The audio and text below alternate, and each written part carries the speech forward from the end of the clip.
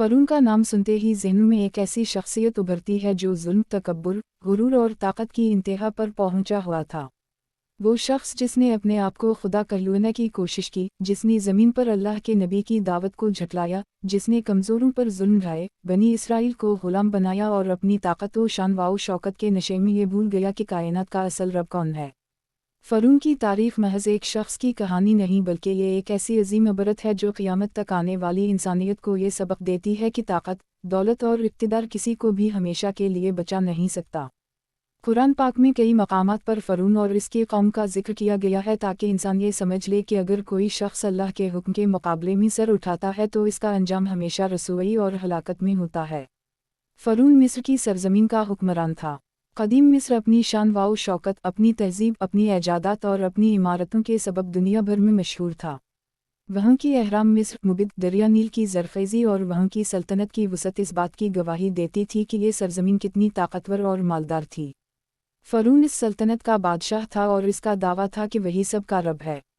इसने लोगों से कहा कि तुम्हारे माबूदों का माबूद मैं हूँ और मेरे सिवा कोई खुदा नहीं। ये कलमात इसके गुरूर की इंतहा को ज़ाहिर करते हैं। एक तरफ वो इंसानों की तरह पैदा हुआ, खाता पीता, सोता और मौत का मोहताज था, लेकिन दूसरी तरफ अपनी सल्तनत और ताकत के ज़म में अपने आप को अलूहियत का दावा करने वाला बना बैठा। उस दूर में मिस्र की मईशत का मरकज़ दरियाए नील था। ये दरिया मिस्र की ज़मीन को ज़रख़ेज़ बनाता, खेत लहलहाते, बाग़ात आबाद होते और खुराक की कमी कभी ना रहती। फ़रून ने इस नेमत को भी अपने गुरूर का ज़रिया बनाया और अपनी रियाया को ये बावर कराया कि नील इसके हुक्म से बहता है। इसने ये दावा किया कि ज़मीन की ये ज़रख़ेज़ी और सब्ज़ा उसकी खुदाई का सबूत है। लेकिन हकीकत ये है कि ये सब अल्लाह की कुदरत थी जिसे फ़रून ने अपनी ताकत से मंसूब कर लिया। बनी इसराइल उस वक्त मिस्र में ग़ुलाम थे। यह कौम हज़रत याक़ूब अलैहिस्सलाम की औलाद थी जो हज़रत यूसुफ़ अलैहिस्सलाम के ज़माने में मिस्र आई थी। शुरू में ये लोग इज़्ज़त व शर्फ़ के साथ रहते थे लेकिन वक्त के साथ साथ मिस्री बादशाहों ने उन पर जुल्म ढाना शुरू कर दिया। फ़रून के दौर में तो ये जुल्म अपनी इंतहा को पहुंच गया। बनी इसराइल को हक़ीर समझा जाता, उनसे सख्त मशक्क़त के काम करवाए जाते, उन पर टैक्स लगाए जाते, उनके घरों को अजाड़ा जाता और उनके बच्चों को ज़बा कर दिया जाता। ख़ास तौर पर जब फ़रून के दरबारी नजूमियों ने ये बताया कि बनी इसराइल में एक बच्चा पैदा होगा जो बड़े होकर फ़रून की हुकूमत को ख़त्म कर देगा, तो फ़रून ने हुक्म दिया कि बनी इसराइल के तमाम लड़कों को पैदा होते ही कत्ल कर दिया जाए और सिर्फ लड़कियों को ज़िंदा रखा जाए। ये हुक्म जुल्म व बर्बरियत की सबसे बड़ी मिसाल है। हज़ारों मासूम बच्चे ज़बा किए गए, माँओं की आहें फ़िज़ा में गूंजती रहीं, लेकिन फ़रून के दिल पर कोई असर ना हुआ। अल्लाह ताला ने ऐसे ही हालात में हज़रत मूसा अलैहिस्सलाम को भेजा। उनकी पैदाइश एक मोजिज़ा थी। जब मूसा अलैहिस्सलाम की वालिदा ने उनको जन्म दिया तो फ़रून के सिपाहियों का ख़तरा था कि वो इन्हें भी कत्ल कर देंगे। लेकिन अल्लाह ने उनकी वालिदा को वही के ज़रिए ये हुक्म दिया कि वो मूसा अलैहिस्सलाम को एक संदूक में डालकर दरियाए नील में छोड़ दें। अल्लाह इन्हें महफूज रखेगा और वापस इन्हें उनकी मुँह के पास लौटाएगा। ये अल्लाह की कुदरत का एक अनोखा निज़ाम था कि वो बच्चा जिसके कत्ल के लिए फ़रून ने पूरे मिस्र में हुक्म जारी किया था, वही बच्चा फ़रून के महल में परवरिश पाने लगा। फ़रून की बीवी हज़रत आसिया सलाम अल्लाह अलैहा ने मूसा अलैहिस्सलाम को देखा तो उनके दिल में माँ की मोहब्बत जाग उठी। इन्होंने फ़रून से कहा कि ये बच्चा हमें खुशी देगा, उसको कत्ल ना करो। यूं मूसा अलैहिस्सलाम फ़रून के घर में ही पलने लगे। हज़रत मूसा अलैहिस्सलाम जवान हुए तो अल्लाह ने इन्हें नबुवत अता फ़रमाई और हुक्म दिया कि वो फ़रून के पास जाकर उसे तौहीद की दावत दें। ये एक निहायत अजीम मरहला था कि एक ग़ुलाम कौम का एक फ़र्द उस वक्त के सबसे बड़े हुक्मरान के सामने खड़ा होकर ऐलान करे कि असल रब तुम नहीं बल्कि सिर्फ़ अल्लाह है। हज़रत मूसा अलैहिस्सलाम ने फ़रून को अल्लाह की निशानियाँ दिखाईं। उनका असा सांप बन गया, उनके हाथ से नूर निकला, लेकिन फ़रून ने इन सब को जादू करार दे दिया। इसने कहा कि मूसा एक जादूगर है जो लोगों को बहकाने आया है। इसने अपनी कौम को भी यही बात कहकर बहकाया कि ये शख्स तुम्हारी ताकत को छीन लेगा और तुम्हें गुमराह कर देगा। फ़रून ने हज़रत मूसा अलैहिस्सलाम को झटलाने के लिए जादूगरों को बल्ला भेजा। ये जादूगर पूरे मुल्क से जमा किए गए और इन सब ने अपने डंडे और रस्सियाँ फेंक कर इन्हें सांपों की तरह हरकत दी।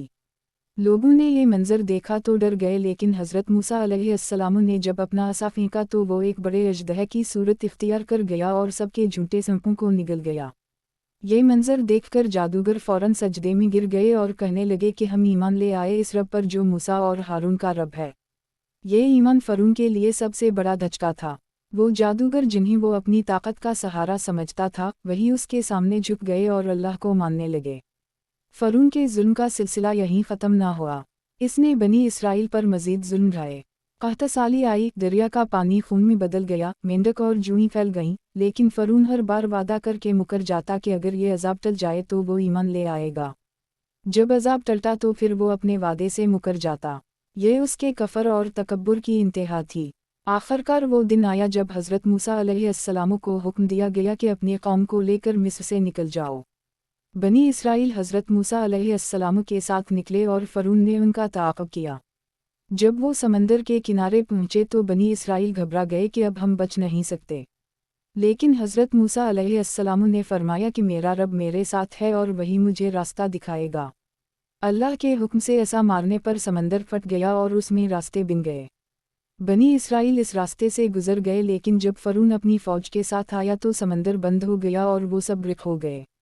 ये वो लम्हा था जब फ़िरौन ने डूबते हुए कहा कि मैं ईमान ले आया इस रब पर जिस पर बनी इसराइल ईमान लाए। लेकिन उस वक्त का ईमान कबूल ना किया गया क्योंकि मौत के वक्त का ईमान बेफ़ायदा होता है। अल्लाह ने फरमाया कि आज हम तेरे जिस्म को बचा लेंगे ताकि तो बाद में आने वालों के लिए अबरत का निशान बने। आज भी फ़िरौन की लाश मिस्र के अजायब घरों में मौजूद है, जो इस बात की जिंदा मिसाल है कि कायनात का असल मालिक सिर्फ अल्लाह है। फ़िरौन की शख्सियत सिर्फ एक जालिम बादशाह की कहानी नहीं बल्कि इंसानी नफ्सियात के उन पहलुओं को भी बेनकाब करती है जो ताकत के नशे में इंसान को अंधा कर देते हैं। वो शख्स जो अपने लोगों को गुलाम बना लेता है, उनकी इज्जत नफ्स को रोनता है, उन पर टैक्स आयद करता है और इनकी औलाद को कत्ल करता है, वो दरअसल अपने इक़्तिदार को कायम रखने के लिए खौफ का सहारा लेता है। फ़िरौन ने भी यही किया। वो अपने तख्त को मजबूत रखने के लिए बनी इसराइल पर जुल्म करता रहा, लेकिन वो ये भूल गया कि अल्लाह के निज़ाम के मुकाबले में कोई ताकत कायम नहीं रह सकती। मिस्र की तारीख़ बताती है कि वहाँ के बादशाह खुद को खुदाओं का नुमाइंदा समझते थे। लोग इन्हें माबूद के दर्जे पर फाइज कर लेते, उनके लिए मुबिद बनाए जाते और उनके हुक्म को खुदाई हुक्म माना जाता।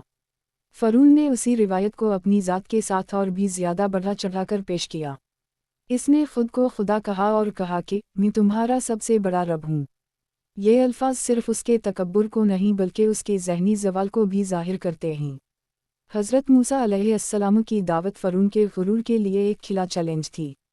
वो चाहता था कि लोग सिर्फ उसके सामने झुकें, लेकिन मूसा अलैहिस्सलाम इन्हें एक ऐसे रब की तरफ बुला रहे थे जो सबका खालिक है, जो किसी का मोहताज नहीं, जिसके कब्ज़े में हर चीज़ है।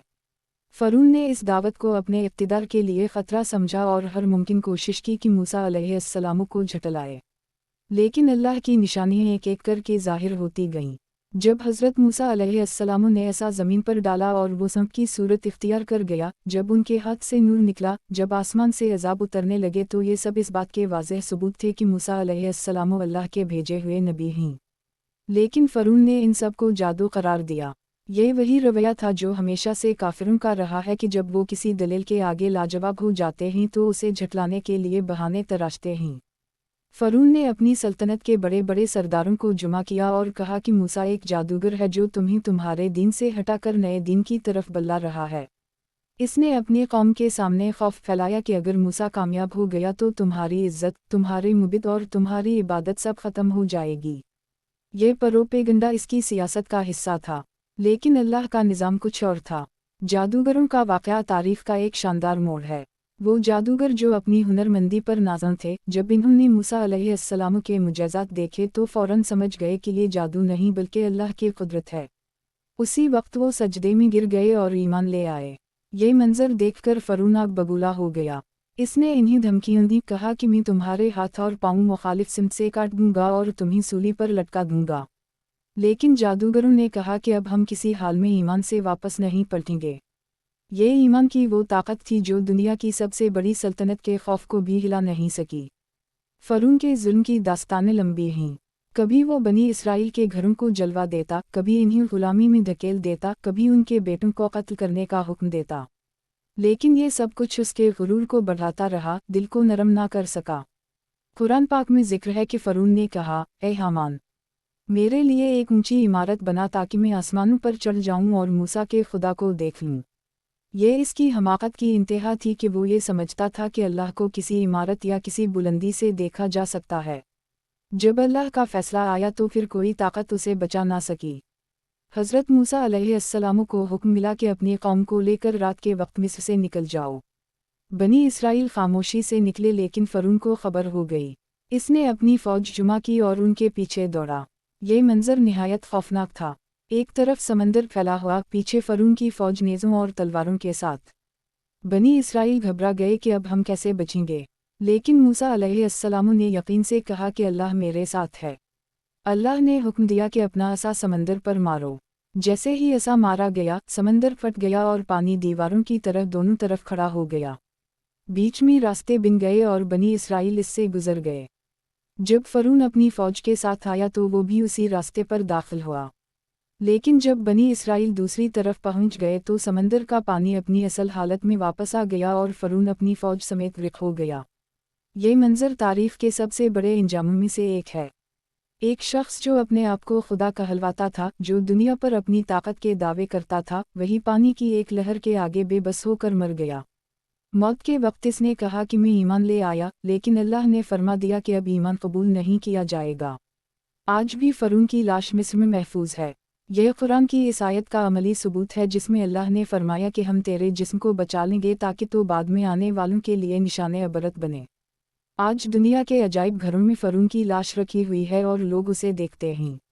یہ لاش خاموش زبان میں پوری انسانیت کو یہ پیغام دیتی ہے کہ کوئی شخص چاہے کتنا ہی طاقتور کیوں نہ ہو، اللہ کے مقابلے میں کبھی کامیاب نہیں ہو سکتا۔